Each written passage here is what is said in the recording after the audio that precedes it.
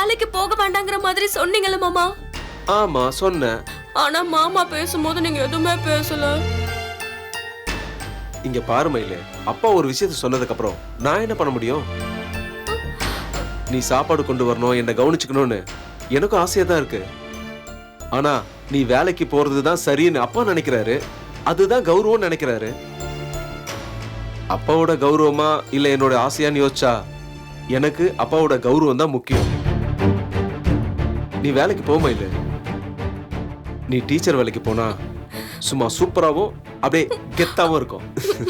ஐயோ மாமா, வீட்டை பாத்துக்கிறது உங்களை பாத்துக்கிறத தவிர எனக்கு எதுவுமே விருப்பம் இல்ல மாமா. மாமா, மயிலு, உன்னோட விருப்பத்தை விட எனக்கு அப்பா சொல்றதுதான் முக்கியம் மயிலு. அவரு தப்பா எதுவும் சொல்ல மாட்டாரு, நல்லது மட்டும்தான் சொல்லுவாரு.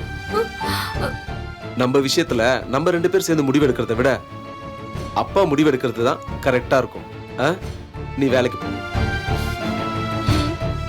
வரேன். இப்ப நான் என்ன பண்ணுவேன்?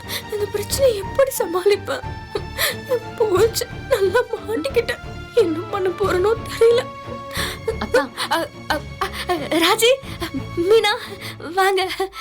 நீங்க வெளியே ரொம்ப நேரமா ஆளையே காணோம்ல, அதான் நீங்க உள்ள என்ன பண்ணிட்டு இருக்கீங்கன்னு பார்க்க வந்தோம். என்னென்னமோ யோசிச்சுட்டு இருந்தேன் மீனா, தெரியல. அக்கா, நீங்க ஓகே தானே? நான் ஓகேவா தான் இருக்கேன். எனக்கு என்ன? உங்க முகத்தை பார்த்தா நீங்க அப்படி இருக்கிற மாதிரி தெரியலையே. வேற எப்படி தெரியுது? அக்கா, நாங்க ஓப்பனா ஒண்ணு கேட்கவா? என்ன என்ன என்ன கேட்க போறீங்க?